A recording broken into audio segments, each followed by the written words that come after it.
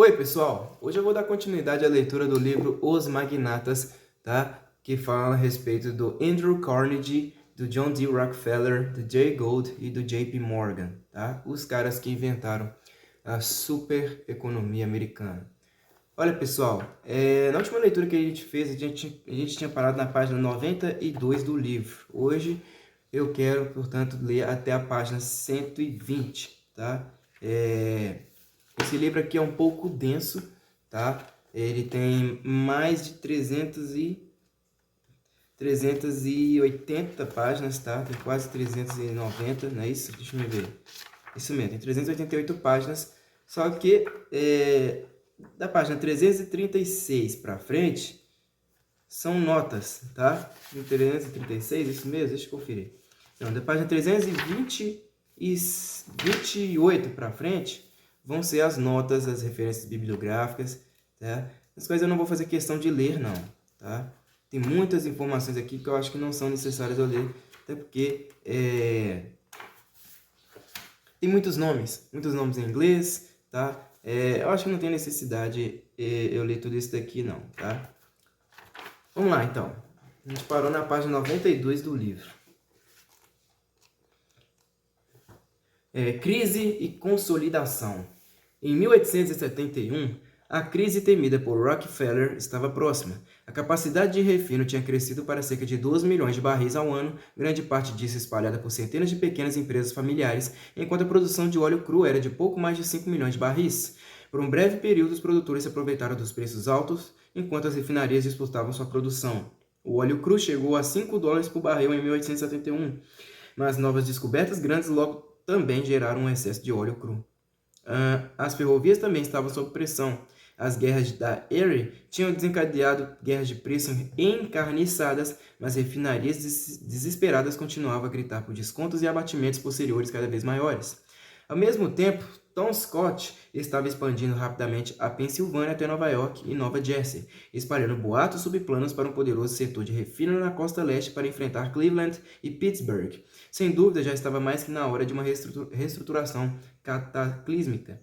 Além de reforçar suas próprias operações, Rockefeller tinha se preparado para uma crise reorganizando seu negócio como a Standard Oil Corporation, uma sociedade anônima em 1870. Sociedades anônimas ainda eram raras, fora das ferrovias, mas sua habilidade em usar ações como moeda de aquisição fez delas um veículo ideal de aquisições. A Standard foi capitalizada em $1 milhão, 10 mil ações com valor nominal de $100, incluindo $200 mil em novos investimentos, $100 mil dos quais pagos nos momentos da incorporação por O.B. Jennings, cunhado do irmão mais novo e sócio de John William, e o resto seria captado nos 2 anos seguintes por funcionários de bancos importantes de Cleveland. As ações restantes foram distribuídas entre os sócios na mesma proporção de sua antiga sociedade. A crise eclodiu em um período incrível de 5 meses, de dezembro de 1871 a abril de 1872. Em 30 de novembro de 1871, enquanto estava em Nova York, Rockefeller ouviu falar pela primeira vez de um plano engendrado por Tom Scott e Peter Watson, na época um executivo no sistema de Vanderbilt, para organizar um cartel de refinarias e ferrovias. Uma nova corporação, a South Improvement Company, de propriedade conjunta das ferrovias e refinarias, iria determinar tarifas de distribuição de frete uniformes entre as 3 principais linhas-tronco e distribuir cotas de produção e transporte entre as refinarias participantes. Em contraste com a maioria dos acordos de pool da época, esse estava escondendo, suas garras. As tarifas de frete para o transporte de petróleo seriam fixadas muito altas, pelo menos o dobro da média praticada, com quase todos os aumentos reembolsados às refinarias participantes. Para completar, os novos encargos cobrados de empresas não participantes também reverteriam aos participantes. Em suma, não participar era morrer. Apesar de Rockefeller e Flagler sempre terem dito que eram extremamente céticos em relação à ideia da SIC, Rockefeller assumiu o papel principal em sua venda para a indústria. Rockefeller voltou para Cleveland em 15 de dezembro e logo propôs a Oliver H. Payne, principal sócio na Clark Payne, a segunda maior refinaria de Cleveland, comprar o controle da Standard. Payne era um dos homens mais ricos e um dos empresários com melhores conexões em Cleveland. Os Clarks eram ex-sócios de Rockefeller no primeiro empreendimento de refino. Rockefeller estipulou que queria manter Payne acho que é Payne, como executivo, mas não haveria lugar para os Clarks. O acordo foi fechado em apenas alguns dias. Payne, que estava aborrecido com o negócio de refinarias, foi primeiro convidado a examinar as contas da Standard e ficou atônito com sua lucratividade. Ele concordou com um acordo envolvendo apenas ações no valor de $400 mil, representando um prêmio de boa vontade de $150 mil sobre o valor estimado dos ativos da Clark Payne. Em duas ofertas sucessivas, em 1º e 2 de janeiro de 1872, a Standard Oil aumentou sua capitalização, primeiro para $2,5 milhões, depois para $3,5 milhões por meio de uma emissão adicional de 25 mil ações com valor nominal de $100. Das novas ações, 4 mil foram emitidas pro rata para os acionistas existentes, supostamente como dividendos de ações. 4,4 mil foram compradas por Rockefeller e Flagler. 4 mil foram emitidas para cobrir a aquisição da Clark Payne. E 900 foram para duas outras aquisições, uma pequena refinaria de Cleveland e uma empresa de refino e distribuição com enfoque internacional nas docas de Nova York, de propriedade de Jabez Botswick. Por último, 500 ações foram emitidas, o que é bem significativo para Watson, enquanto as 11,2 mil ações restantes foram retidas para se proteger contra aquisições futuras. Vê as notas do capítulo sobre a divisão acionária da Standard. Rockefeller estava agindo com muita rapidez. Em 2 de janeiro, a SIC foi incorporada com Watson na presidência. Das 2 mil ações autorizadas, Watson ficou com 100 e era o único representante das ferrovias. A Standard ficou com 900 ações, incluindo 360 nos nomes de Payne e Botswick. Duas refinarias com direito de propriedade interligadas na Filadélfia e em Pittsburgh receberam quase todo o restante, totalizando 80 a mais que o grupo da Standard. Após negociações, as ferrovias Erie e as de Vanderbilt concordaram em se unir e logo determinaram a partilha do tráfego com a Pensilvânia. Rockefeller era um furacão. Ele e Watson eram os condutores-chave da SIC, organizando reuniões por toda a costa leste e em todas as regiões petrolíferas. Ao mesmo tempo, seu programa de aquisições em Cleveland entrou em extrema atividade. No fim de janeiro, ele tinha feito propostas de compra para todas as 26 refinarias de Cleveland. No fim de março, ele tinha acertado com 21. A SIC desmoronou quando as últimas aquisições em Cleveland estavam sendo fechadas. Apesar dos protestos de Scott, as refinarias sócias da SIC não queriam incluir os produtores e só com relutância chamaram as maiores refinarias da região petrolífera para participar, e elas se recusaram a se unir. Então, em fevereiro, devido a um erro de escrituração, as tarifas de frete sugeridas pelo plano da SIC foram divulgadas como se já estivessem em vigor. A região petrolífera foi tomada por choque e raiva. Houve manifestações e as pessoas saíram pelas ruas com tochas, fizeram discursos inflamados e atacaram as instalações dos participantes da SIC. Quando Rockefeller e Watson tentaram a reconciliação, foram expulsos aos gritos das salas de reunião. Pela primeira vez na história da região, e de forma ainda mais dramática, os produtores realmente forçaram um embargo contra as refinarias que participavam da SIC. Vigilantes noturnos mantinham na linha aqueles que estavam indecisos em relação ao embargo. No início de março, a Standard, na prática, estava fora do negócio e cerca de 5 mil trabalhadores das refinarias de Cleveland foram despedidos. Com Scott à frente, as ferrovias capitularam em meados de março. Cornelius Vanderbilt diz que tudo tinha sido um erro, culpando corajosamente seu filho, George McClellan, o desajeitado general da Guerra Civil, que agora era presidente da Atlantic e Great Western, negou mesmo que tivesse assinado. Jay Gould, na Erie, que gostava de desmascarar as pessoas, logo enviou telegramas aos produtores com os detalhes da participação de McClellan. A oferta de paz às ferrovias era uma tabela de tarifas nova e uniforme, que proibia descontos e abatimentos posteriores, anunciada em 25 de março, que basicamente acompanhava as tabelas com abatimentos posteriores no plano da SIC. As ferrovias se aferraram à sua promessa de não dar descontos por cerca de 2 semanas. A legislatura da Pensilvânia foi na mesma onda e acertadamente revogou a licença da SIC em 2 de abril. Uma semana depois, os produtores anunciaram triunfantes o fim de seu embargo. E uma semana depois disso, a imprensa especializada revelou pela primeira vez que a Standard, para todos os efeitos práticos, tinha consolidado toda a indústria de refino de Cleveland. Até o fiasco da SIC, a maior parte das pessoas da indústria nunca tinha ouvido falar o primeiro nome de John Rockefeller. Agora, ele controlava mais de 1/4 da capacidade de refino do país. À medida que as ondas de choque reverberaram pelas regiões petrolíferas, um jornal falou sobre a South Improvement Company, aliás, a Standard Oil Company.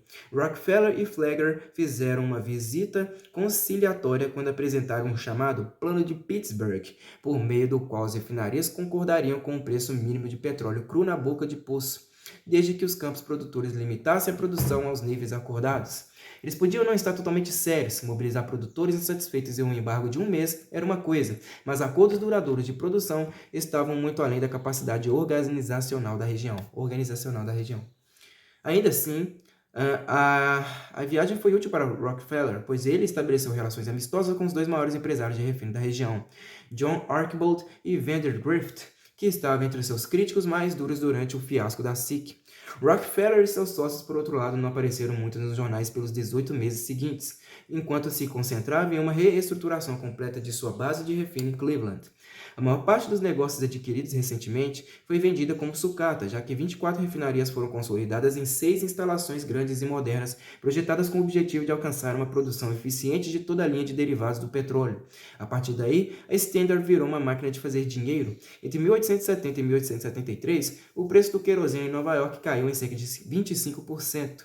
A maior parte do golpe foi absorvida pelos produtores, pois o barril de óleo cru na origem caiu de mais de $4 por barril para menos de $2. Uma recuperação do preço dos fretes por barril foi reduzida por um adicional de 15%, mas a receita bruta por barril das refinarias, na verdade, aumentou em 25%. Para a maior parte da indústria, o aumento na receita mal teria reduzido os prejuízos financeiros. Para a Standard, consolidou uma vantagem lucrativa já poderosa. A maioria dos executivos teria considerado a conquista de Cleveland a grande obra de uma vida, mas Rockefeller tinha apenas 33 anos e só estava começando. O caso dos Muckrakers contra Rockefeller. A história da Standard Oil, escrita por Ida Tarbell, baseada em sua série de 19 reportagens publicada no McClure's Magazine entre 1901 e 1903, pode ser considerada a base de todo o caso contra Rockefeller. É uma polêmica fantástica e desde então dominou a percepção que todos tinham do homem e de sua ascensão. Tarbell era uma filha da região petrolífera. Seu pai construiu o primeiro sistema de tanques para conter o fluxo que jorrava de algumas das primeiras descobertas de petróleo, e na adolescência, durante a guerra da região contra a SIC, ela orgulhosamente o viu sair a galope para a batalha, como um vigilante em defesa do embargo do petróleo.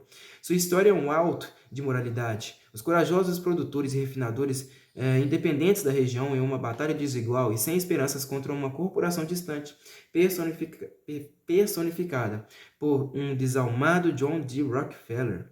Seu argumento central é que os produtores e refinarias da região tinham uma vantagem inerente sobre qualquer outro centro petrolífero, em especial Cleveland. Era o único lugar com produção e refino integrados e ainda tinha a vantagem de estar mais próximos dos principais mercados e portos do leste. Ela reconhece a excelência de Rockefeller como um homem de negócios, mas insiste que ele não poderia ter superado essas vantagens a não ser trapaceando.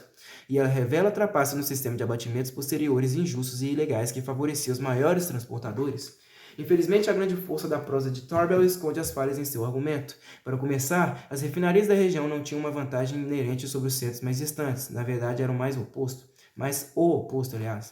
As distâncias entre os postos e as refinarias e os mercados eram, na verdade, as mais curtas, como diz Tarbell, mas a vantagem dessa localização também trazia problemas como o acesso pouco confiável a suprimentos e preços de terras muito altos. Os locadores preferiam a sorte inesperada da perfuração. E o que era muito mais importante, o transporte dentro da região era muito ruim. Era uma região rústica e montanhosa. A rede de ferrovias parecia-se mais com muitos sistemas mais novos de trens urbanos projetados para transportar as pessoas entre os subúrbios e o centro das cidades. Pouco ajudava para circular por dentro da própria cidade. A luta era para acompanhar as mudanças rápidas de localização dos campos de maior produção à medida que os postos mais antigos se esgotavam e novas descobertas expandiam os limites da região. Era inevitável que o refino na região estivesse ligado a centros de produção específicos e tipicamente pequenos e subutilizados. Tarbell romantizou sobretudo os pequenos empresários, homens cujas vidas eram estimulantes e saudáveis e alegres, até que uma grande mão surgiu, não se sabe de onde, para roubar suas conquistas e sufocar seu futuro. Mas o fato é que, com 2 ou 3 exceções, as refinarias da região eram as menos eficientes de todas. À medida que a tecnologia de produção mudava para favorecer um processamento contínuo em larga escala e uma gama de produtos e serviços relacionados, os centros estabelecidos de refino situados nos principais eixos de transporte obtiveram uma vantagem incontestável. E ainda mais importante, Tarbell não compreendeu que as grandes batalhas das linhas de Gold, Vanderbilt e Scott nunca tiveram o petróleo como principal motivador.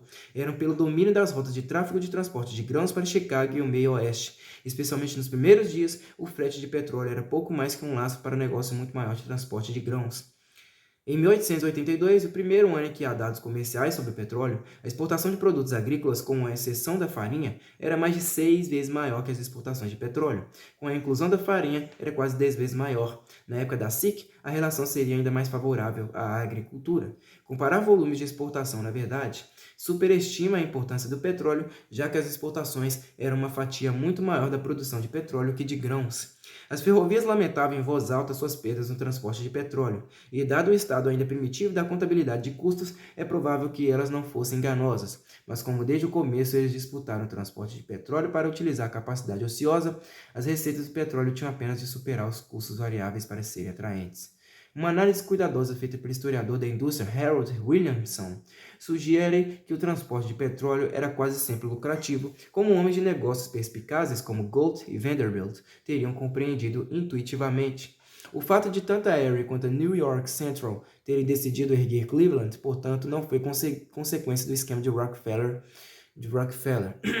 Gold e Vanderbilt estavam lutando pelo controle do comércio de grãos com o Oeste e Cleveland era o centro natural para seus dois sistemas. Nunca houve a menor possibilidade de eles investirem para erguer as regiões petrolíferas como um centro de transporte concorrente. A segunda parte do argumento de Tarbell, que os abatimentos posteriores eram de certa forma ilegais, é simplesmente falsa. Não havia lei contra abatimentos posteriores, nem em nível federal nem estadual, e eles eram praticamente padrão entre todas as transportadoras. As ferrovias, sem dúvida, concordaram com os abatimentos posteriores como um método favorito de descontos para maquiar o desempenho para os acionistas, registrando as tarifas básicas como receita e os abatimentos posteriores como custos, em vez de um redirecionamento de receita. As ferrovias podiam inflar o crescimento de sua receita. Alguns estados, Granger, do meio oeste, mais tarde, aprovaram leis anti-abatimentos posteriores, mas a maioria delas foi rapidamente revogada quando as ferrovias reagiram com o aumento de preços. De qualquer forma, elas só se aplicavam ao transporte intraestadual. Tampouco eram especialmente secretos. As ferrovias lutavam para evitar que alguns abatimentos posteriores fossem revelados por motivos óbvios, mas reconheciam sem problemas e com a mesma frequência reclamavam da generalização da prática. Tampouco é verdade, como se costuma afirmar, que os abatimentos posteriores violavam a lei costumeira quanto a contratos de restrição ao comércio. Em primeiro lugar, segundo a lei costumeira, contratos com cláusulas de restrição ao comércio não eram criminosos, simplesmente não eram válidos, o que é bem diferente. Quando estava na Corte de Apelações Federal, William H. Taft, futuro presidente da Suprema Corte, escreveu que contratos de restrição ao comércio, em geral, não eram contra a lei como se fossem criminosos, mas eram simplesmente inválidos e não eram reconhecidos pelas cortes. Depois de se transformar em magnata do aço, por exemplo, Andrew Carnegie podia entrar e em seguida violar para fixar preços de frete sem se preocupar que seus sócios o processassem, mas os acordos em si não eram ilegais até o Sherman Act de 1890. Da mesma forma, os tribunais também relutaram em aplicar as restrições contratuais sobre a alienação de terra, mas elas não eram ilegais e as partes estavam livres para respeitá-las. A suposta criminalidade dos contratos de restrição de comércio do ponto de vista da lei costumeira, é repetida mesmo por historiadores normalmente cuidadosos, mas pelo que eu sei, apenas em conexão com Rockefeller. Em contraste, historiadores e contemporâneos costumam louvar pessoas como Albert Fink, que vigiava os pools ferroviários mais importantes da época, que eram evidentemente contratos que restringiam o livre comércio. Os de Fink, além do mais, eram projetados para elevar preços, enquanto a pressão de Rockefeller sobre as ferrovias tinha a tendência de forçar a redução de preço. Em segunda predisposição firme dos tribunais elisabetanos contra pactos de restrição à concorrência, tinha cedido espaço para uma atitude muito mais branda, como exigia uma civilização em progresso, segundo uma autoridade britânica. Os tribunais britânicos geralmente reconheciam tais acordos enquanto eles fossem razoáveis. Em particular, nem os tribunais nem o parlamento viam nada de errado em cartéis de preço que não tinham como objetivo elevar preços ou aniquilar a concorrência em detrimento do público. A lei de ferrovias britânica proibia apenas a concessão de preferências ou vantagens ilegais ou exageradas, uma regra que parecia admitir a maioria dos descontos dados à Standard. já que eles geralmente refletiam uma sólida base econômica como garantias de volume. De qualquer forma, é especialmente enganador sugerir que o direito costumeiro fornecia diretrizes claras para o acerto de novas questões dos Estados Unidos. Quando a legislação antitrust Sherman foi aprovada em 1890, todos concordaram que ela incorporava o direito consuetudinário, mas levou 20 anos de decisões divididas na Suprema Corte Americana, em geral registradas em pareceres e discussões inflamadas, para se chegar a um consenso sobre o que era o direito costumeiro. Finalmente chegou-se a uma decisão favorável à posição de razoabilidade da Suprema Corte no caso da liquidação forçada da Standard Oil em 1910. Em um período muito remoto, escreveu a Corte, todos esses contratos de restrição ao comércio eram considerados ilegais, mas, no interesse da liberdade dos indivíduos em estabelecer contratos, essa doutrina foi modificada para que uma restrição contratual só fosse considerada nula quando contérmina com o reino. Em outras palavras, restrições razoáveis sobre o comércio estariam à altura das exigências até que chegassem perto de um verdadeiro monopólio.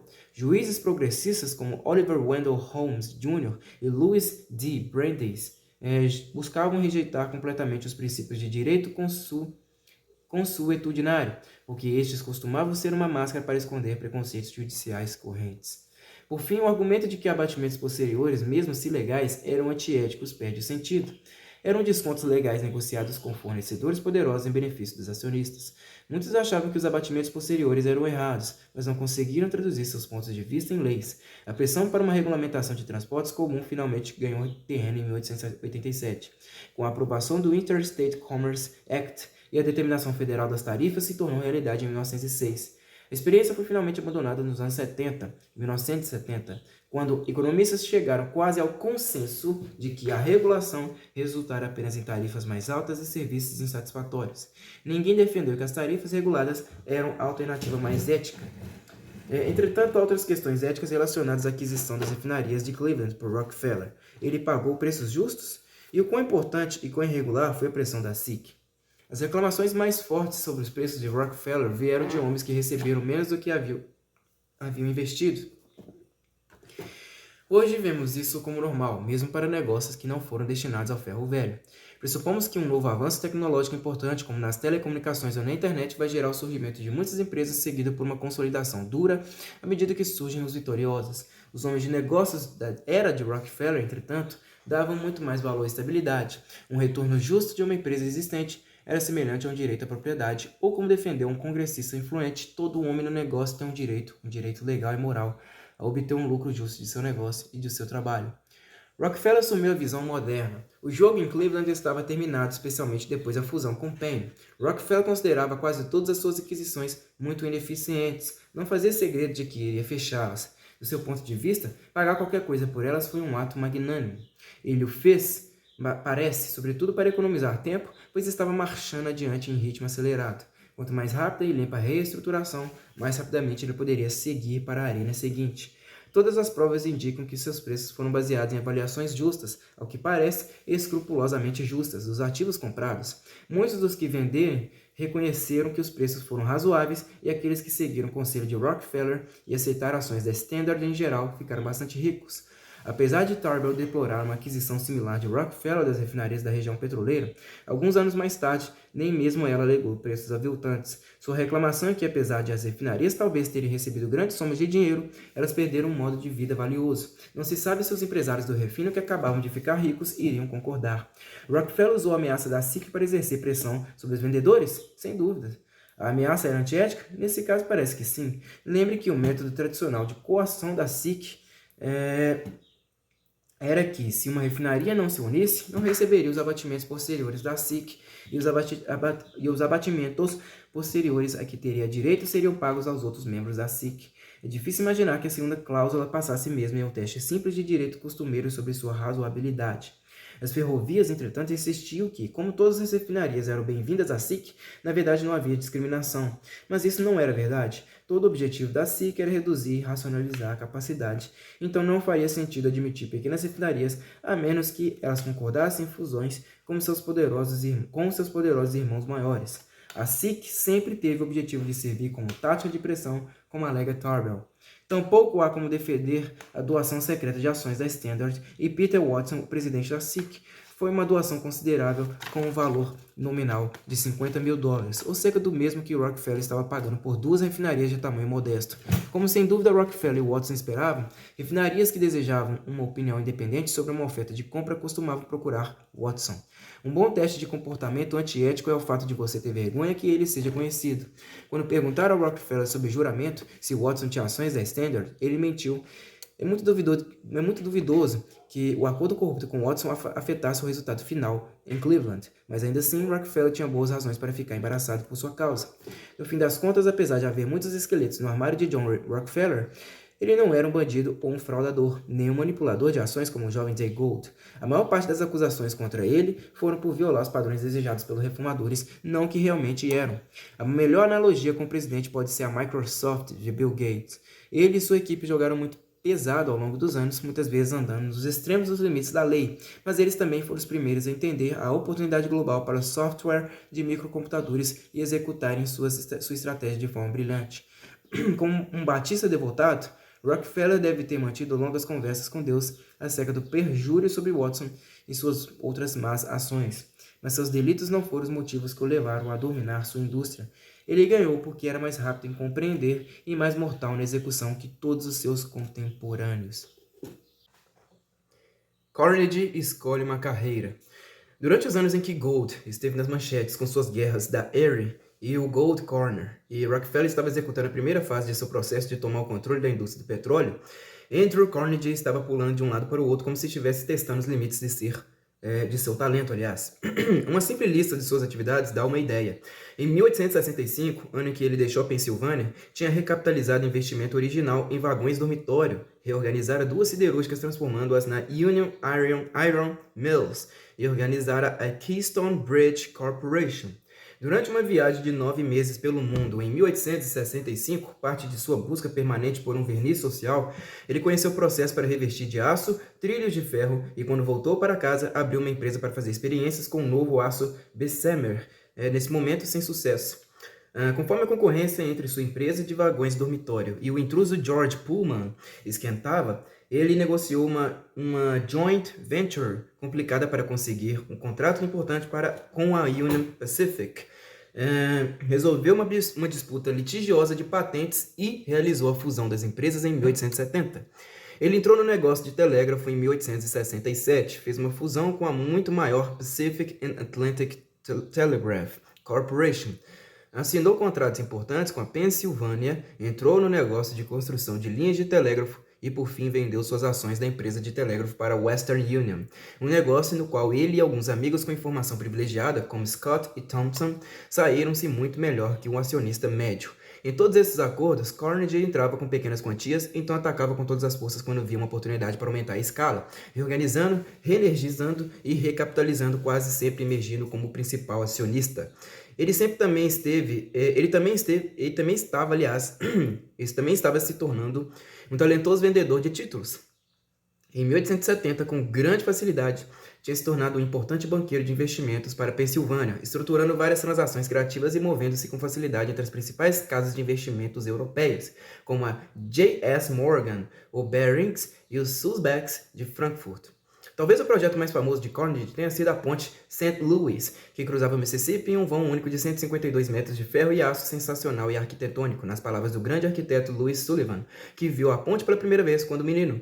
A ponte era especialmente notável por ter sido a primeira vez que caixões pneumáticos foram usados nos Estados Unidos para realizar a fundação dos pilares, um precedente que ficou ainda mais famoso quando seguido pelo Roeblings et Fils, na construção da Ponte do Brooklyn, uma década mais tarde. Os caixões eram enormes torres ocas de concreto sustentadas por lâminas de ferro. Eles eram rebocados até o local onde seria construído o pilar, afundados e fixados no fundo. Uma área de trabalho coberta e hermeticamente fechada no pé da caixa era enchida com ar comprimido para evitar que a água penetrasse no fundo. Trabalhadores desciam por uma escada, entravam por uma câmara pressurizada e, enquanto escavavam, a lama e os sedimentos eram levados para cima através de outra câmara. Repórteres ficaram pasmos com as estranhas condições de trabalho nas caixas muito abaixo da água. O ambiente com ar comprimido era fétido, os archotes tinham um brilho estranho e flamejavam de maneira imprevisível, e o tempo inteiro havia o risco de uma inundação repentina provocada por uma falha na compressão. Em profundidades de cerca de 15 metros, os trabalhadores começaram a sofrer uma doença misteriosa e extremamente dolorosa, o que hoje chamamos de doenças de descompressão. Como nenhum médico havia visto aquilo antes, decidiram que era culpa do hábito de beber dos homens. No conjunto, o mal da descompressão matou 16 operários. A organização do projeto da ponte St. Louis é um belo exemplo dos métodos de Carnegie. Pontes ferroviárias eram empreendimentos arriscados, normalmente financiados pela venda de títulos que eram reembolsados com empréstimos das ferrovias. A St. Louis Bridge Corporation, o principal acionista Andrew Carnegie, sócios capitalistas Tom Scott e J. Edgar Thompson, fechou o contrato da St. Louis em 1867, principalmente por sua habilidade em negociar um empréstimo de longo prazo com a Pensilvânia. A companhia financiou o projeto e também supervisionou a construção na base do custo total mais 10%.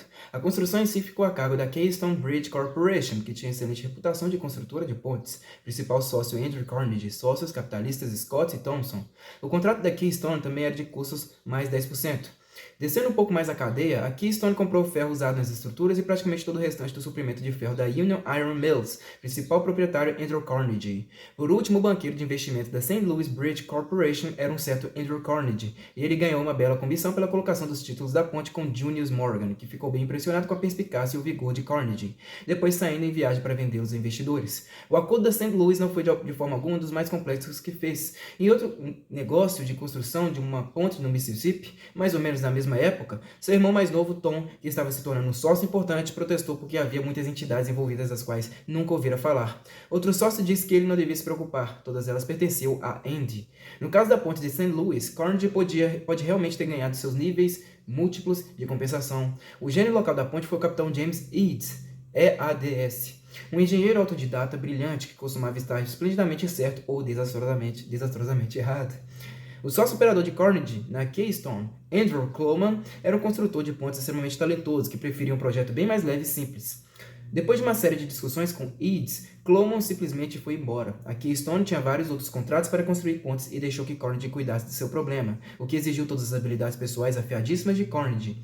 Eads estava certo em relação às caixas, e estava certo em usar o aço nos elementos da superestrutura submetidos a maior tensão, mas a ponte foi construída de maneira extremamente complicada e foi finalizada com anos de atraso e um custo muito acima do previsto. Na primavera de 1873, um Junius Morgan, desesperado, respondeu a um relatório de acompanhamento típico, exageradamente positivo de Carnegie. Ficamos satisfeitos em saber que há alguma perspectiva de que a ponte St. Louis possa ser aberta ao tráfego ainda neste ano. Temos ouvido essa mesma história nos últimos 3 anos, portanto não devemos alimentar esperanças fortes demais de terminar aquilo porque esperamos ansiosamente há anos.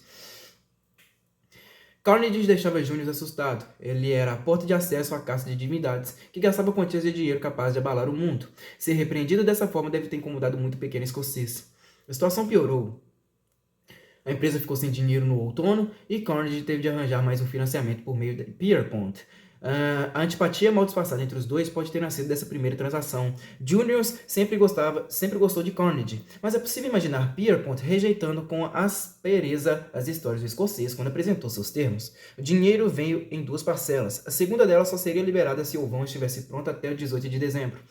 As equipes por muito pouco não perderam o prazo. Um lado do vão estava muito desalinhado e eles lutaram por semanas para conectá-lo, obtendo sucesso só no dia em que o financiamento estava previsto para expirar.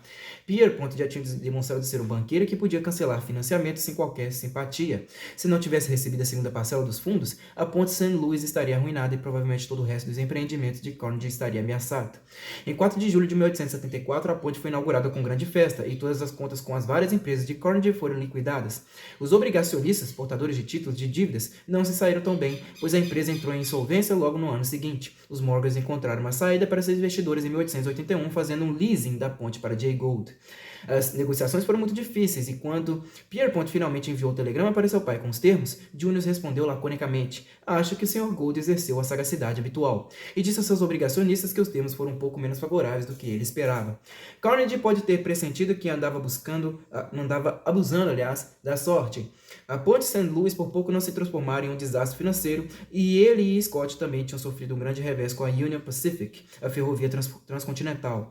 Scott tinha sido convidado para ser presidente e usou Carnegie para conseguir um inteligente financiamento em Londres, pelo qual Carnegie ganhou ações e um assento no conselho. Pode ter sido até aquele ponto o momento de maior orgulho na vida de Carnegie, de mensageiro de telégrafo a diretor em tão pouco tempo. Então, quando as ações subiram, ele vendeu a maior parte dos seus títulos em carteira e fez um lucro rápido. O resto do conselho foi pego de surpresa quando se descobriu a venda e exigiu a renúncia de Scott e Carnegie. É bem possível que Carnegie tenha sido pego igualmente de surpresa ao descobrir que havia regras de negócio, além daquelas predatórias que ele aprendera com Scott. Ao mesmo tempo, sua carreira na Pensilvânia estava claramente se esgotando. Com exceção de seu investimento em campos de petróleo, sua fortuna foi construída sobretudo com o fornecimento de bens e serviços para a Pensilvânia. As empresas de Carnegie sempre foram fornecedores de alta qualidade e alto desempenho. Mas sua verdadeira vantagem veio com as posições internas de Scott e Thompson. Mas os mesmos padrões dos diretores que haviam pego a ele e a Scott, a descoberta na Union Pacific, também estavam se espalhando para a Pensilvânia. Os diretores da Pensilvânia, no rescaldo das pressões das guerras da Erie, realizaram uma revisão operacional completa e tiveram uma surpresa desagradável com as atividades extracurriculares de seus executivos. Não era apenas Thompson e Scott. Outros administradores importantes seguiam a mesma prática, investindo na fábrica de freios a ar de George Westinghouse, por exemplo. Eles receberam a ordem de parar e, em termos bem claros, em 1874, os executivos podiam aceitar ou pedir demissão, como alguns preferiram fazer. O relatório foi particularmente duro com Scott por má conduta na administração fiscal e também por seus conflitos de interesse. Provavelmente ele estava à beira de ser demitido. Aí tem uma foto aqui com uma legenda. As empresas de Andrew Carnegie construíram a grande ponte de St. Louis, um projeto que antecipava a ponte do Brooklyn. J.P. Morgan deu a Carnegie um prazo apertado para completar o vão. Não cumpri-lo poderia ter levado o escocês à bancarrota. As equipes terminaram o trabalho a apenas poucas horas do fim do prazo. Olha aqui. Uma ilustração, né?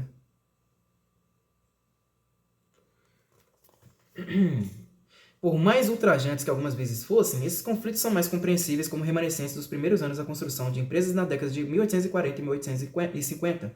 Nessa época, ferrovias jovens costumavam encorajar seus executivos a dividir o risco do investimento em novas tecnologias. Naomi Lamoureux, acho que é isso mesmo, Naomi Lamoureux, especialista em história empresarial, fez uma correlação entre o uso de informação confidencial nos negócios do século XIX com a escassez de informação sobre negócios. A disposição de um Tom Scott em co-investir com sua empresa era um bom sinal do mercado, na verdade, um substituto para a informação.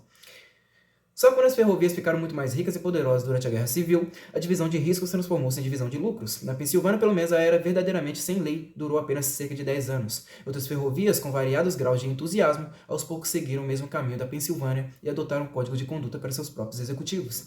Mas nessa época, Carnegie já tinha fundado sua nova religião. Durante uma viagem de venda de títulos à Inglaterra em 1872, ele visitou as siderúrgicas gigantescas de Birmingham e Sheffield.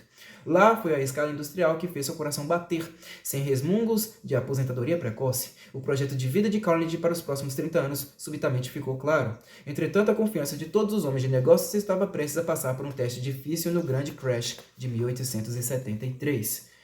4. Ajustes violentos. Para um observador que estivesse no alto das colinas de Pittsburgh, na noite de 21 de julho de 1877, aqueles 3 quilômetros de patos da ferrovia Pensilvânia que se estendia ao longo da Liberty Street, às margens do rio Allegheny, A-L-L-E-G-H-E-N-Y, pareceriam Atlanta em chamas. Multidões furiosas, milhares de homens fortes, muitos deles armados, incendiaram 39 prédios e mais de 1.300 vagões e locomotivas. As chamas de um enorme silo subiam alto no céu como um raio de fúria. A violência começou quando Tom Scott pediu que Washington enviasse homens da Guarda Nacional para acabar com uma greve dos ferroviários que se alastrava.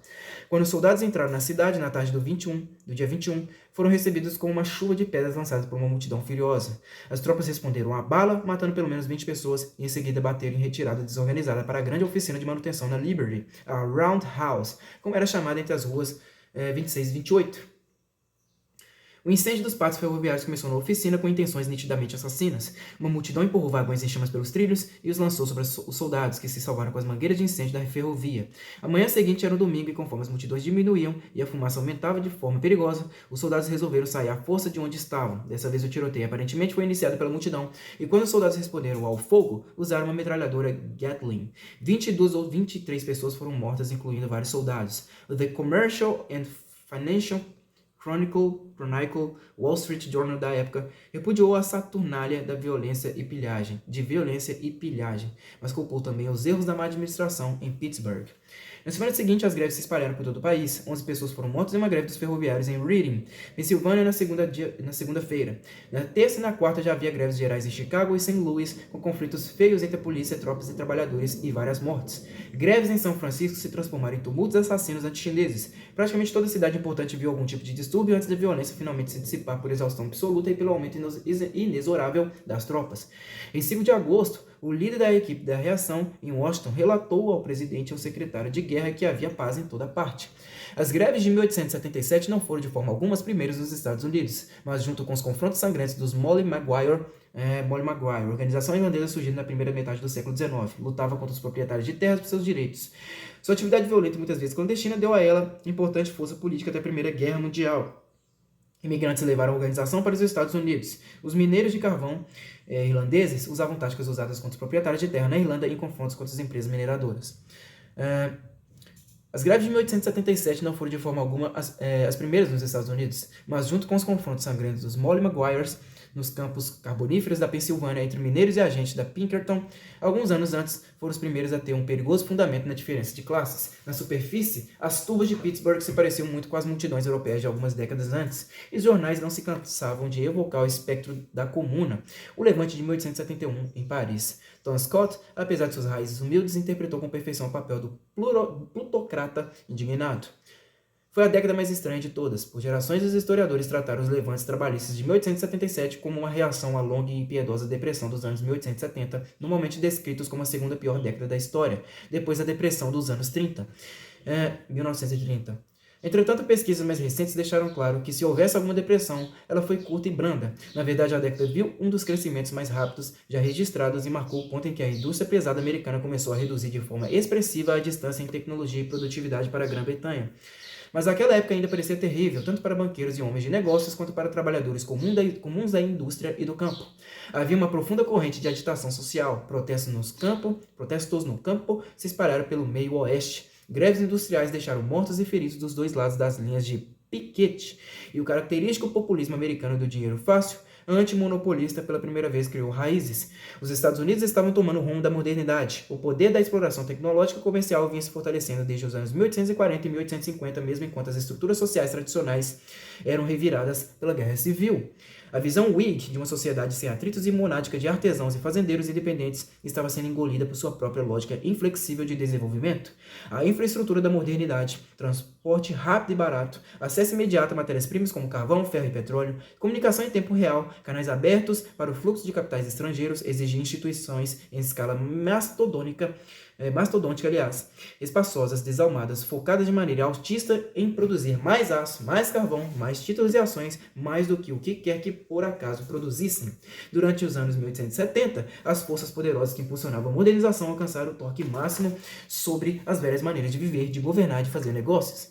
Os capitães de modernidade, os Carnegies, os Rockefellers, os Golds e os seus admiradores, todas as pessoas ansiosas por galgar novos patamares, comprar mais coisas, comportar-se de novas maneiras, imigrantes em busca de se livrar das estruturas semifeudais incrustadas da velha Europa, todos eles se deleitavam com a mudança. Provavelmente a outra metade do país a odiava. As greves de 1877, foram as mais letais da história americana e afetaram a maioria das principais cidades. A violência nos passos da ferrovia Pensilvânia em Pittsburgh foi das piores de todas. Depois que os soldados dispararam contra a multidão, turbas incendiaram 1.300 vagões e a maioria dos prédios da empresa. Tem uma imagem aí, olha só, tem uma foto aí no livro. Não sei se vai dar para ver nitidamente, né? O crash de 1873. A casa bancária J. Cook & Corporation, com um portfólio recheado de papéis invendáveis da ferrovia Northern Pacific, fechou suas portas em 18 de setembro de 1873, dando início a uma crise bancária e, na versão tradicional, dando início à Grande Depressão dos anos 1870. É impossível exagerar o choque provocado pela falência de Cook, pois ele era visto como o principal banqueiro privado americano e houve poucas pistas das dificuldades que ele estava atravessando.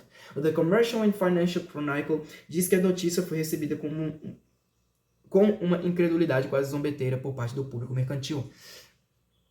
Cook era um nome em Wall Street que ultrapassava os limites da comunidade financeira. Era um gênio de marketing que sozinho estabilizara as finanças da União nos piores dias de 1862 a 1863, organizando uma enorme venda de títulos de cidade em cidade, quase de casa em casa, a primeira verdadeira venda de papéis no varejo da história.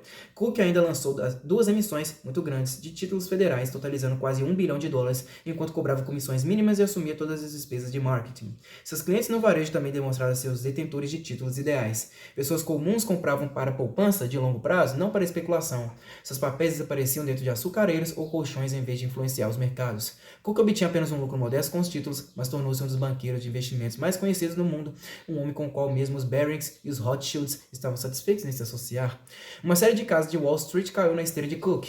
A Bolsa de Valores suspendeu os negócios e as câmaras de compensação de Nova York ficaram mais de uma semana fechadas. No início, a opinião oficial resistiu às más notícias. O Chronicle, cujos comentários costumavam ser bem mordazes e duros, não levou a sério a noção de que o atual pânico de Jay Cook indicava que havia algo muito errado, pois desde o fim da guerra jamais nossa comunidade mercantil esteve em melhores condições que agora. Na verdade, o país estava passando por uma grande crise bancária que durou até meados de 1874. Como as linhas de cabos de fibra ótica nos anos 1990, as ferrovias tinham sido construídas muito além da demanda verdadeira. A North Pacific de Cook era apenas um exemplo especialmente clamoroso. O Chronicle teimava em insistir que os ganhos das ferrovias ainda cobriam com facilidade suas obrigações com serviços de dívidas em uma era de preços nominais em queda. Até o fim de 1873, os títulos de 89 ferrovias entraram em default, e esse número chegou a 108 durante o ano seguinte. Era uma época em que as ferrovias respondiam por cerca de 80% do total da capitalização do mercado de ações. Mesmo um jovem magnata como Rockefeller se mantinha longe dos mercados de títulos públicos, portanto, uma crise nas ferrovias devastaria toda Wall Street. O Chronicle estava preocupado com o impacto de um crash desde o verão anterior. O resultado das exportações fora fraco em 1872. Então, o ano novo começou com um déficit comercial extremamente grande, que foi financiado por empréstimos externos de curto prazo. Os empréstimos eram depositados em Nova York, deixando os bancos temporariamente cheios de dinheiro. Durante a primavera, as vendas das emissões das ferrovias foram muito baixas e Wall Street se manteve por meio de empréstimos rescindíveis, aliás, que os bancos podiam chamar a qualquer momento. Em suma, os bancos de Nova York estavam financiando mutuários de longo prazo com dinheiro estrangeiro quente, como fizeram os bancos tailandeses e malaios em 1997.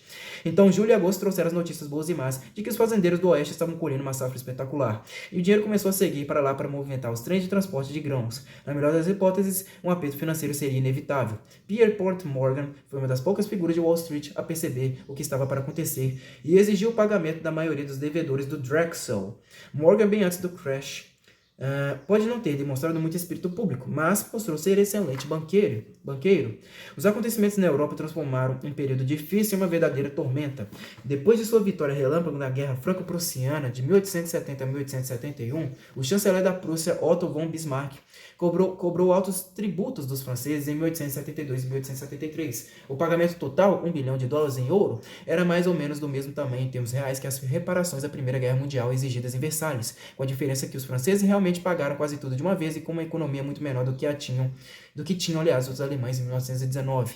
Levantar o dinheiro possivelmente foi o maior tour de force do sistema bancário do século XIX. E a conquista que coroou a família Rothschild, especialmente seu ramo francês, mas a enorme transferência de fundos afetou as bolsas do continente por todo o ano de 1873, mesmo na Alemanha, e também o fluxo de capitais da Europa para os Estados Unidos. Havia muito tempo, os europeus tinham se desiludido com as ferrovias americanas devido a ultrajes como as guerras da Erie, mas agora, mesmo se quisesse ajudar, não tinham como gastar sequer um sol. Observadores sofisticados que se deparassem com as ruínas do crash de 1873 pouco veriam adiante além da desolação econômica. Mais de um ano depois, a mensagem do presidente Grant ao Congresso falava da contínua prostração dos negócios e nas indústrias. Na verdade, de acordo com os números, ele estava bastante equivocado. O motor da economia americana estava demonstrando sua verdadeira força, avançando como nunca fizera antes. Uma década muito peculiar. As novas provas sobre os anos 1870 são fruto da jovem disciplina da cliometria, ou História Econômica. Simon Kuznets produziu nos anos 1940 o primeiro conjunto abrangente de tabelas sobre o crescimento nacional no século XIX, e seu aluno Robert Gallman dedicou, aliás, grande parte de uma longa carreira a ampliá-las e melhorá-las. O trabalho de reconstrução é extraordinário. Pesquisadores passam anos mergulhados em relatórios de negócios e começam para identificar arcanos como ciclos de estoque. A informação é consistente e não deixa dúvidas. A década de 1870 foi de um crescimento crescimento muito forte. Dependendo de seu ponto de partida, ou se usar médias de 5 anos como prefere Kuznets e Gallman, os níveis de crescimento médio reais, descontada a inflação, estavam entre 4,5% e 6% entre as taxas de crescimento mais aceleradas, se não a mais acelerada já registradas para uma década. Uma análise mais recente estabelece o crescimento anual real para a década em impressionantes 6,7% e o crescimento da renda per capita em 3,9%, ambos provavelmente os mais rápidos em todos os tempos. Houve uma recessão em 1874, depois de um 1872 espetacular e um 1873 quase estagnado. A partir de então, o crescimento se recuperou com intensidade, mantendo um ritmo vigoroso por boa parte dos anos 1880. Em uma época de grande migração e de um crescimento populacional rápido, o consumo real por pessoa cresceu quase 50% ao longo da década. Nenhum país da Europa tinha números tão expressivos. A construção de ferrovias, claro, desacelerou-se dramaticamente, em especial no meio da década, mas quase todas as outras medidas de avaliação de produção, incluindo o volume de carga transportados pelas ferrovias, subiam com força. A população cresceu 26% entre 1870 e 1880, mas o consumo de combustíveis dobrou, o consumo de metais triplicou, a produção de petróleo cresceu 5 vezes e o valor real da produção industrial aumentou em 2/3. Em 1870, os Estados Unidos praticamente não tinham produção de aço, mas no início dos anos 1880 já brigavam pela liderança com a Grã-Bretanha. Henry Frick, principal negociante de coque da Pensilvânia para a fusão e refino do ácido ferro, recordava os anos 1870 como uma época terrível, apesar de sua produção de coque ter triplicado na segunda metade da década. A produção e o consumo de alimentos cresceram de modo espetacular. O consumo doméstico de grãos e algodão aumentou em 50%, enquanto as exportações de trigo triplicaram, as de milho quadruplicaram e as de algodão cresceram 60%. O consumo de carne per capita aumentou em 20%, enquanto as exportações cresceram 9 vezes. O emprego também cresceu com regularidade, a uma taxa anual média de 3%, contra o crescimento populacional anual de 2,3%.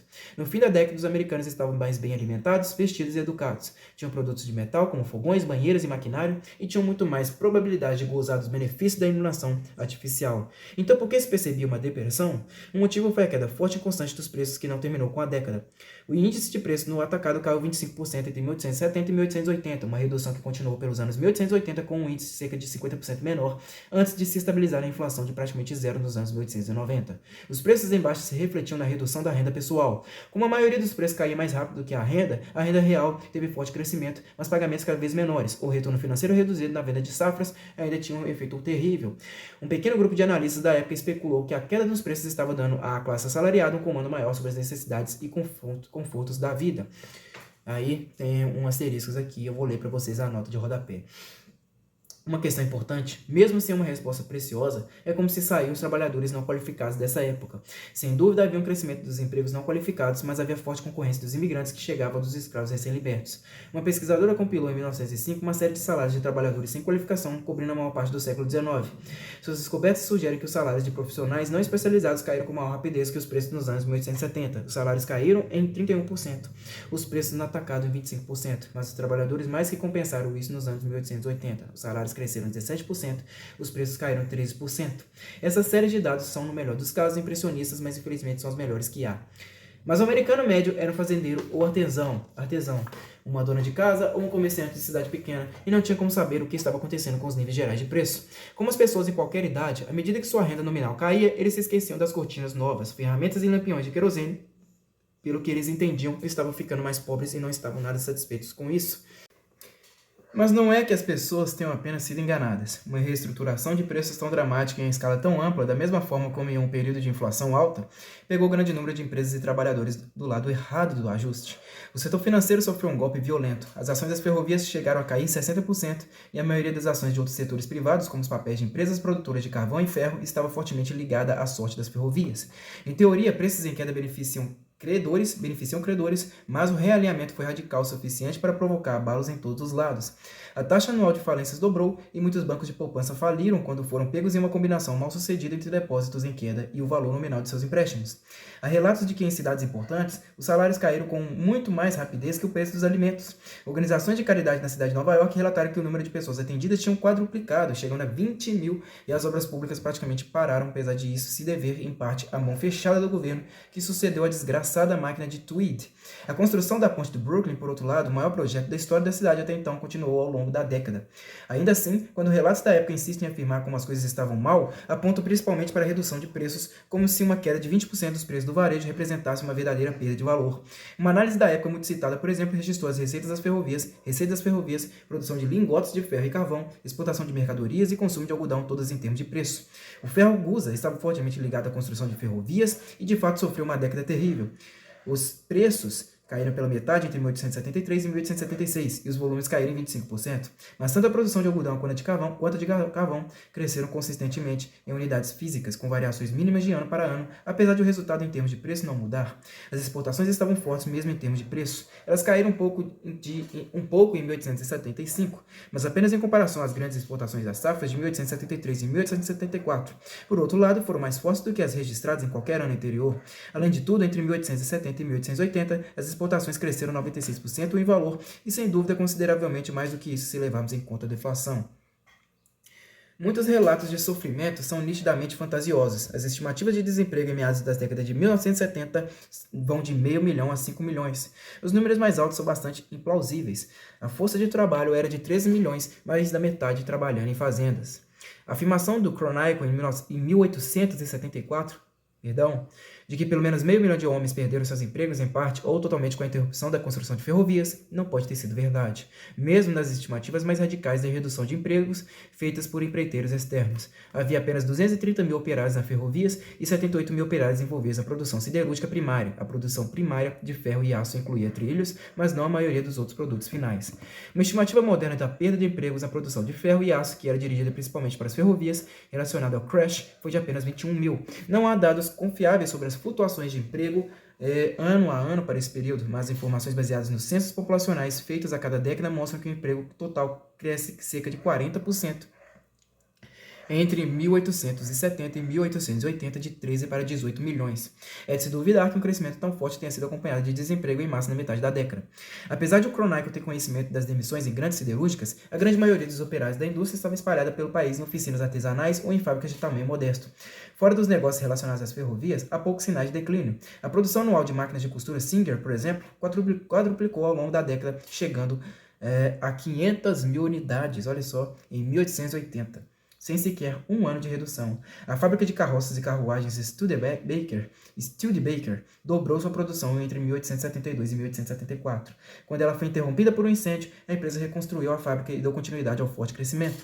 Os produtores têxteis, em sua maioria artesanais, da Filadélfia, dobraram as vagas nos anos 1870, enquanto a indústria joalheira de Providence também desfrutou de um crescimento saudável.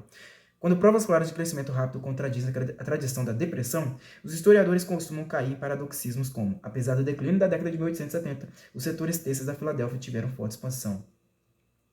A McCormick Reaper teve vários anos ruins, mas além do abalo do incêndio de Chicago de 1871, seus maiores problemas eram falhas nas fábricas e lutas internas entre os irmãos McCormick, não a redução da demanda. Foi nessa época que o meio oeste começou a dominar a produção de grãos. A área destinada à produção de trigo cresceu 75%, principalmente em fazendas maiores que eram muito dependentes de maquinário moderno. O período foi muito difícil para os trabalhadores das ferrovias, pois estas estavam sob terrível ameaça. A Pensilvânia, geralmente considerada a ferrovia mais bem administrada, foi muito violentada por seu programa de aquisições defensivas em reação aos ataques de Gold no início da década e se viu em um aperto financeiro sério durante os abalos no mercado financeiro pós-Cook. Mas apesar de Tom Scott ter reclamado muito dos preços em queda, ele cortou custos com tamanha agressividade que, na verdade, os ganhos da Pensilvânia aumentaram mesmo no ano da recessão de 1874. Os preços da tonelada/quilômetro transportado tinham caído em mais da metade desde a guerra, segundo uma análise interna, mas ano após ano, com o aumento de carregamentos, a ferrovia sempre ganhou pouco mais de meio centavo por tonelada/milha, com variações para cima ou para baixo de centésimos de centavo. A Pensilvânia não era um caso isolado. O relatório anual PURS mostra que em todo o país as margens da operação das ferrovias aumentaram um pouco durante os anos 1870. O problema das ferrovias é que elas tinham um alto grau de alavancagem e o fato dos juros e dividendos fixos, tornou-se cada vez pior à medida que se instalava a deflação, o que explica o grande número de defaults. A teoria preponderante no investimento das ferrovias era que o fluxo de caixa operacional, receitas menos despesas operacionais, pertencia aos investidores, por isso as ferrovias costumavam ficar com pequenas reservas de dinheiro depois de pagar dividendos e juros. Investimentos de capital, assim como extensões de linhas, deviam ser financiados por novas emissões de ações, não pela retenção de ganhos. Como os dividendos se baseavam no valor nominal das ações, eram fixados em termos de dólares, assim como os juros vinculados. O que explica o alto número de defaults são os dividendos fixos e o serviço da dívida com receitas nominais em queda, não a redução de margem de operação. E que ninguém derrame lágrimas pelos investidores. Como a maioria das ações das ferrovias era negociada bem abaixo do par e, em geral, pagava dividendos de 7 a 10% sobre o valor nominal, oferecia rendimentos inesperados que devem ter compensado totalmente o risco adicional. O Conselho da Pensilvânia, além disso, como a maioria das ferrovias, deixou bem claro que manter a confiança de seus investidores tinha prioridade sobre o resto, sobre todo o resto.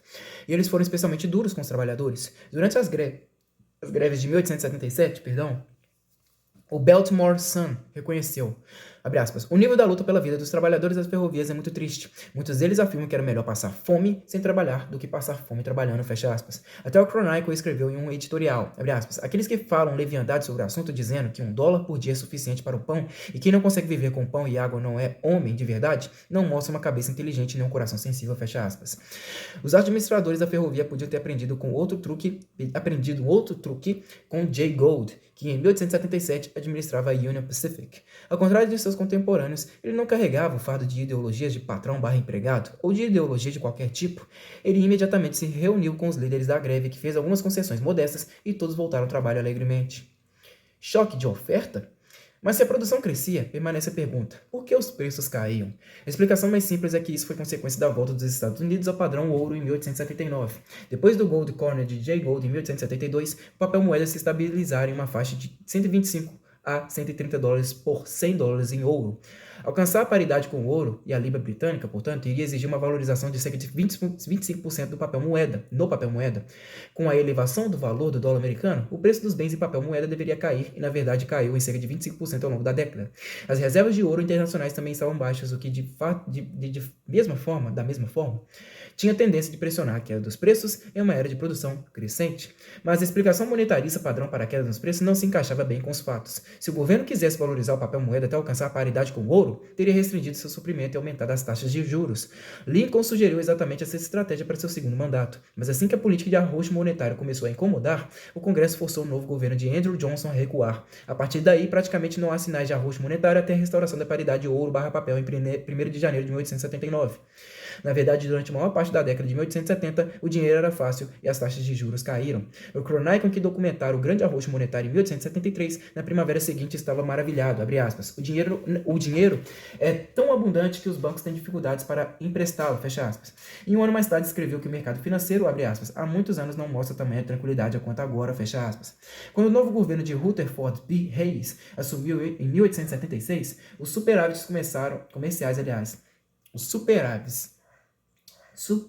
comerciais americanos já estavam pressionando o papel moeda na direção da paridade.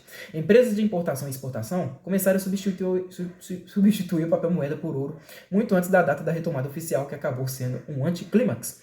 No dia da retomada na bolsa de ouro, alguém escreveu par em grandes letras de forma na lousa, onde os preços eram registrados e todos foram embora para casa. Não houve sequer uma festa. Os anos 1870 parece ter sido um caso raro de choque de oferta. Um choque de oferta é uma coisa boa? É o termo infeliz que os economistas usam para uma melhoria repentina e permanente na capacidade de produção, o que o presidente do Federal Reserve, Alan Greenspan, recentemente chamou de uma mudança de paradigma. Com os investimentos maciços em infraestrutura após a Guerra Civil, alimentados à força por gente como Jay Gould, os custos de transação estavam caindo como uma pedra. A comunicação por telégrafo e cabograma reduziu os custos dos serviços financeiros. John Rockefeller estava ensinando ao mundo que preços mais baixos significavam mercados maiores e lucros mais altos. Inovações das ferrovias, como o conhecimento de carga multimodal ou o guia de embarque e o escritório de contabilidade de carros, eliminaram inúmeros intermediários e etapas de manuseio. Com a guia de embarque, um cliente pagava uma tarifa única e a guia acompanhava os produtos, assegurando o encaminhamento e o pagamento apropriado. A contabilidade de carros e a padronização gradual das bitolas permitiram que as linhas rebocassem os vagões de carga umas das outras em vez de descarregar e recarregar os produtos. Economias de escala estavam se firmando na produção da maioria dos produtos primários. O aço melhor e mais barato que escoava das novas usinas siderúrgicas de Andrew Carnegie tornaram possível a produção em massa de ferramentas e produtos de consumo que custavam menos, duravam mais e funcionavam melhor do que qualquer coisa que havia antes. Em outras palavras, o realinhamento da moeda corrente veio como resultado de movimentos maiores. A libra esterlina britânica era o substituto do século XIX para o ouro, assim como o dólar depois da Segunda Guerra. Quando a capacidade de produção americana se equiparou e não ultrapassou a britânica, o dólar americano e a libra esterlina se realinharam sozinhos. A queda dos preços dominais significava força, não prostração.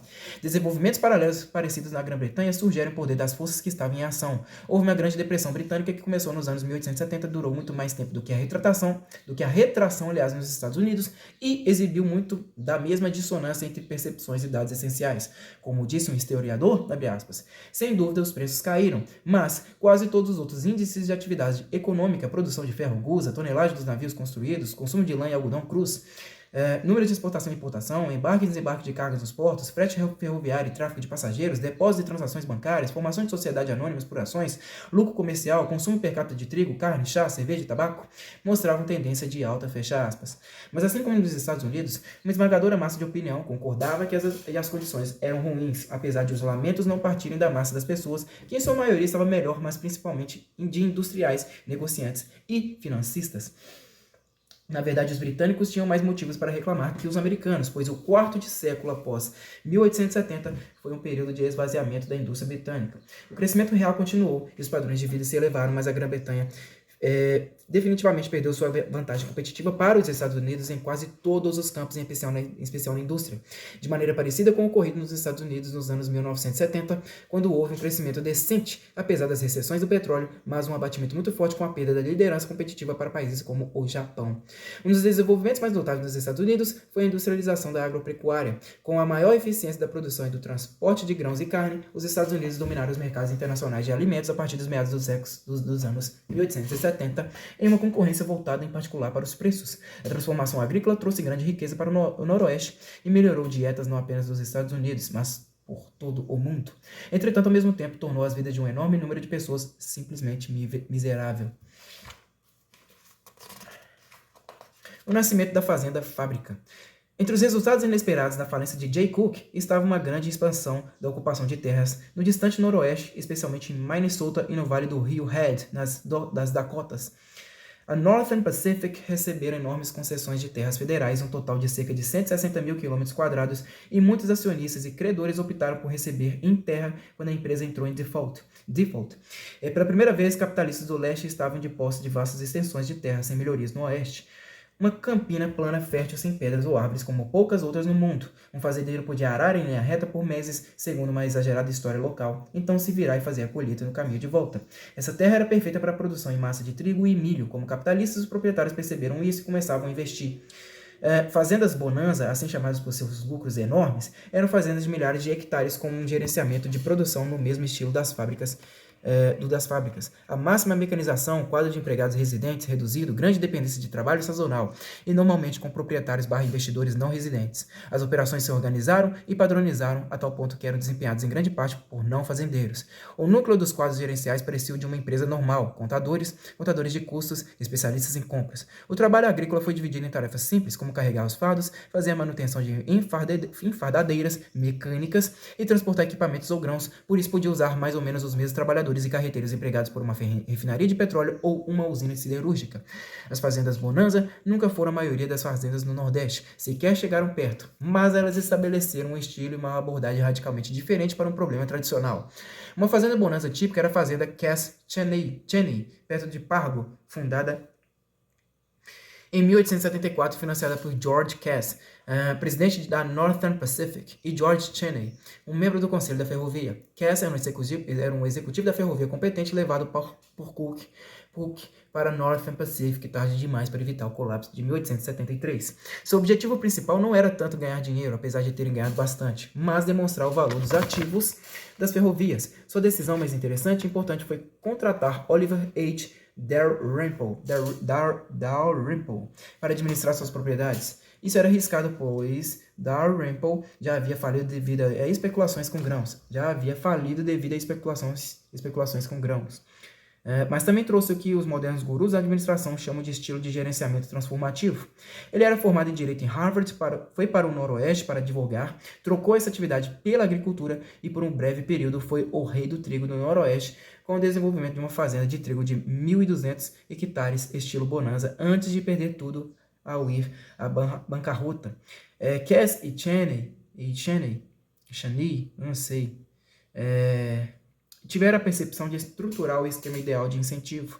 Dalrymple foi bem pago desde o princípio, mas sua grande recompensa era que, se sua operação fosse um sucesso, ele poderia gradualmente obter sua propriedade. Cass e Chaney viveram seus momentos de tensão quando Dalrymple, como um mini Rockefeller, expandiu-se para silos de grãos, transporte a vapor nos Grandes Lagos e uma série de empresas correlacionadas. Mas em apenas alguns anos, estava claro que as operações da fazenda eram um sucesso espetacular. A fazenda de Dalrymple tinha crescido para 12.000 hectares no início dos anos 1880, empregando mais de 2.000 pessoas em várias épocas do ano. As propriedades totais de Dalrymple chegaram a 40.000 hectares espalhados por toda aquela região. Desde o princípio, Dalrymple estabeleceu cronogramas de vários anos para preparar e melhorar a terra para o cultivo. Limpar a terra das duras raízes da grama das pradarias era o investimento mais caro. Normalmente custava bem mais do que a terra não trabalhada. O cronograma de Dalrymple, que previa a limpeza e preparação de 2.000 novos hectares por ano, provavelmente não seria execuível sem as novas lâminas de aço para arados. Em 1878, o equipamento da Cass Cheney Dalrymple operava com 126 cavalos, 84 arados, 81 rastelos, 67 carroças, 30 semeadeiras, 8 máquinas de debulhar e 45 enfardadeiras. A aragem geral era feita em seções de 1 milha quadrada, ou seja, 640 acres. Enormes arados puxados por até 5 cavalos eram presos por correntes a outros 12 ou mais, e eles marchavam lado a lado em linha reta a distância de 1 milha para minimizar o número de voltas que teriam de fazer. As atividades de rastelar, semear, colher e debulhar seguiam uma sequência quase militar. Em seguida, a terra era novamente arada antes de congelar no inverno. As enfardadeiras automáticas chegavam a usar um vagão inteiro de encordoamento. Debulhadoras a vapor podiam processar 5.000 alqueires por dia e despejavam suas torrentes douradas em vagões de carga que aguardavam no ramal que levava direto à fazenda. Alqueires era a antiga unidade de medida de capacidade para secos equivalente a 36,27 litros. Em 1881, Dalrymple, com 36 debulhadoras, enchia 3 trens inteiros por dia, ou 30.000 alqueires. Em 1883, apenas alguns anos após Alexander Graham Bell demonstrar pela primeira vez o telefone, as maiores fazendas do Noroeste já haviam instalado conexões telefônicas entre regiões mais distantes. No segundo ano completo de funcionamento, Dalrymple produziu trigo a um custo de $0,52 o alqueire para um mercado que comprava por cerca de $1. Em 1890, fazendas de trigo a oeste do Mississippi estavam produzindo talvez 1/4 de toda a produção mundial. As fazendas Bonanza estavam em permanente evolução. A primeira geração de fazendas, por exemplo, dedicava-se exclusivamente ao trigo. Dalrymple chegava a importar aveia para os cavalos e levou um tempo para que elas aprendessem os limites da monocultura extrema. O fato de que os forasteiros costumavam ser fazendeiros de escritório, na verdade, foi muito útil, pois eles não tinham aprendido tradições seculares sentados no colo de seus pais, e por isso não perdiam tempo. Logo procuravam agrônomos em busca de informações sobre sementes, preservação da fertilidade e erosão. As faculdades financiadas pelas concessões de terras resultantes do Morrill Act de 1862 nessa época estavam formando suas primeiras levas de consultores com treinamento científico. Um Corn Belt importante também se desenvolveu com o passar dos anos 1880. A produção de trigo tendia a mover-se para o oeste. A Califórnia era um centro importante nos anos 1890, enquanto o milho permaneceu próximo de Chicago, já que a engorda com milho era a última fase na preparação do gado para o abate. A produção em massa de grãos para o mercado alimentou a crescente indústria de farinha de Minneapolis.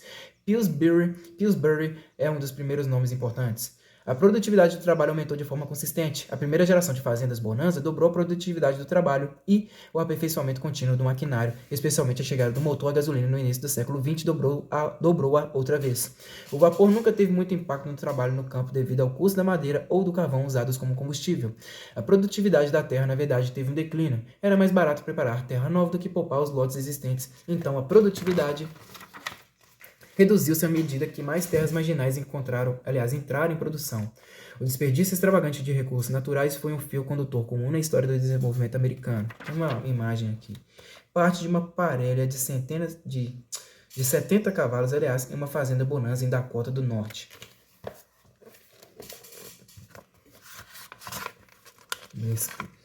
Será que dá pra ver? Essa imagem aí.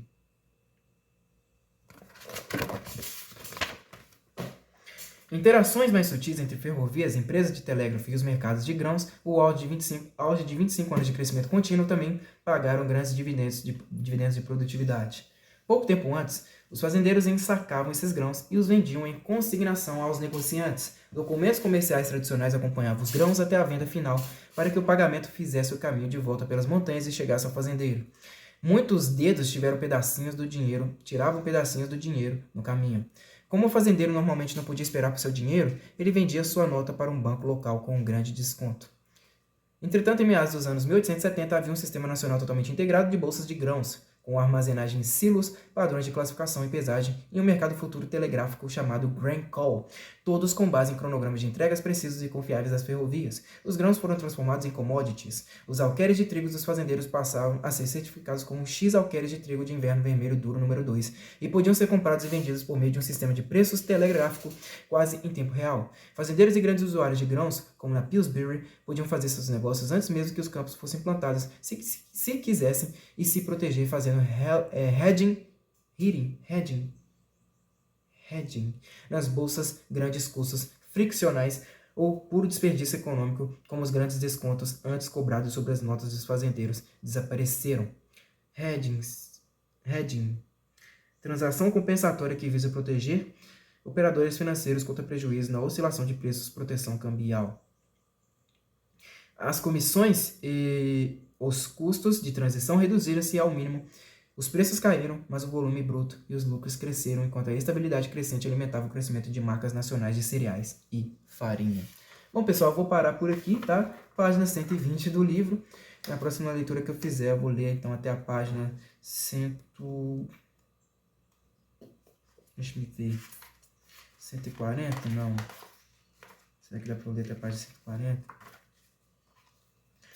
A leitura é um pouco pesada, mas deixa eu ver. Vou tentar ler até a página 148 do livro. 148 aí tá bom. Gold quase conquista tudo. Eu vou ler até essa parte aí, tentar fazer esse esforço. Pra gente adiantar um pouco o livro, porque ele é um pouco grande, tá? Eu ainda não tô nem sequer na metade do livro, tá? Na próxima leitura, eu ainda...